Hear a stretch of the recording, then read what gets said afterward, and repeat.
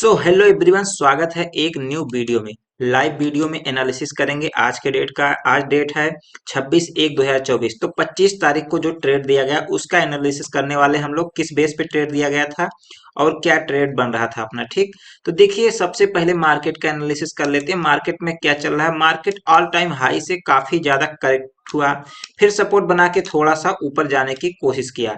But क्या हुआ, ये सपोर्ट जो बनाया इसको जो है कहीं ना कहीं एक बार और ब्रेक कर दिया। जब ये सपोर्ट ब्रेक किया उसके बाद देखेंगे मार्केट एक दिन हाई पर गया, फिर से आके उस सपोर्ट को नहीं ब्रेक किया जो ये बनाया था। फिर कहीं ना कहीं ये हायर हाई बना के लगभग उस दिन हाई पर ही क्लोज दे दिया था। 24 तारीख को हाई पर ही क्लोज दे दिया था। बट कहीं ना कहीं देखा जाए मार्केट एक सेलिंग कंडीशन में है और था भी मार्केट सेलिंग कंडीशन में।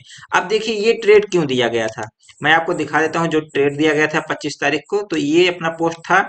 यही पोस्ट था कि हम लोग ये इंट्राडे का टारगेट और स्टॉप लॉस है। ठीक, अब देखिए ये कितने बजे पोस्ट किया था, 9:54 पर। यही पोस्ट मैंने 2 बार कर दिया था क्योंकि जल्दी जल्दी में 2 बार हो जाता है। सेम टाइम पर ही हुआ था, 9:54, 9:54 पर।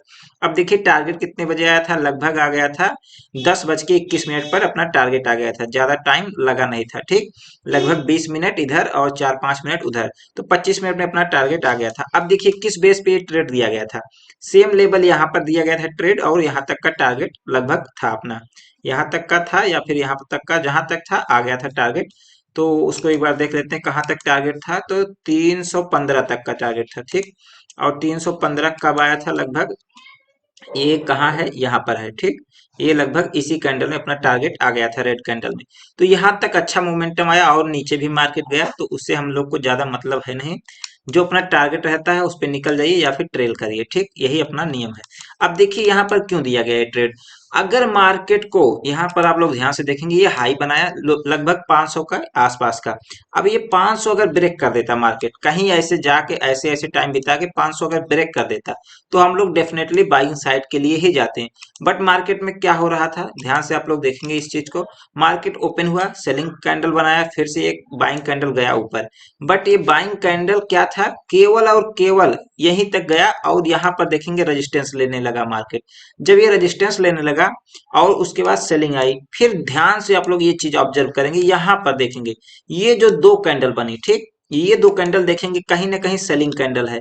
ये दो कैंडल सेलिंग कैंडल है। उसके बाद आप लोग थोड़ा सा और ऑब्जर्व करेंगे, ये दोनों सेलिंग कैंडल के बाद एक बार बाइंग आउट ट्राई किया गया, बायर्स के द्वारा एक बार बाइंग आउट ट्राई किया गया।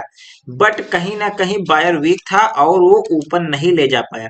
जब इसका हाई नहीं ब्रेक कर पाया तो लो ब्रेक करने लगा। जैसे ही लो ब्रेक करने लगा, यहाँ से कंफर्मेशन आ गया कुछ ना कुछ मार्केट अब नीचे आने वाला है। बढ़िया सेलिंग प्रेशर था। ये देखिए आप, एक ये चीज बन रहा था जो कि मैं बताता हूँ, या तो मार्केट ऐसे करके ऊपर जाएगा या तो ऐसे करके नीचे आएगा। तो यहाँ पर जो सेम चीज बन रहा था वो क्या बन रहा था कि मार्केट लोअर लो बनाने की कोशिश कर रहा था। ठीक, तो इसी बेस पे ट्रेड दिया गया और अपना टारगेट भी हिट हुआ है। तो अब चलिए देख लेते हैं कल के मार्केट में, मतलब अगले ट्रेडिंग सेशन में कैसे मार्केट बिहेवियर कर सकता है। अब देखिए मार्केट में लास्ट हावर में थोड़ा सा रिकवरी आई है या फिर कह लीजिए शॉर्ट कवरिंग आई है।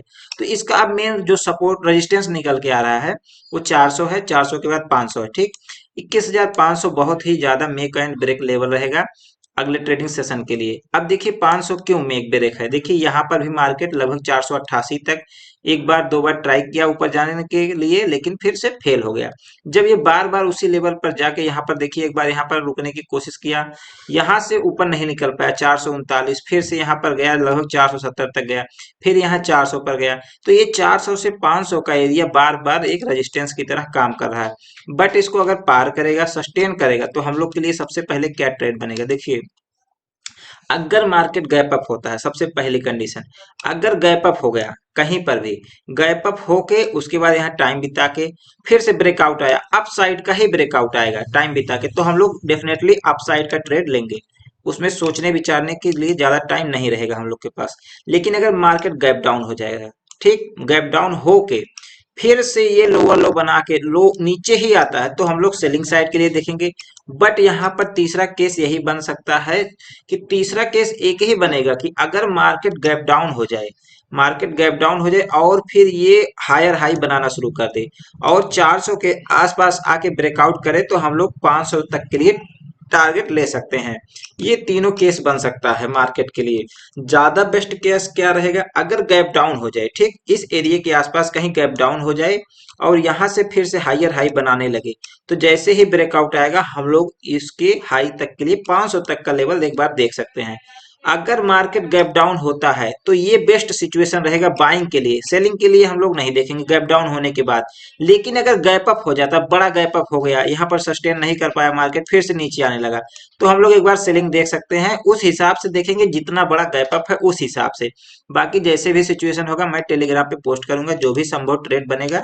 तो ये सारी चीजें होती हैं। अगर आपको टेलीग्राम लिंक से जुड़ना है तो आप फ्री में टेलीग्राम लिंक से वीडियो के डिस्क्रिप्शन में जाके लिंक से जुड़ सकते हैं। मिलते हैं नेक्स्ट वीडियो में, तब तक के लिए देखते रहिए, थोड़ा सब्सक्राइब वगैरह जरूर कर दीजिएगा। मिलते हैं नेक्स्ट वीडियो में।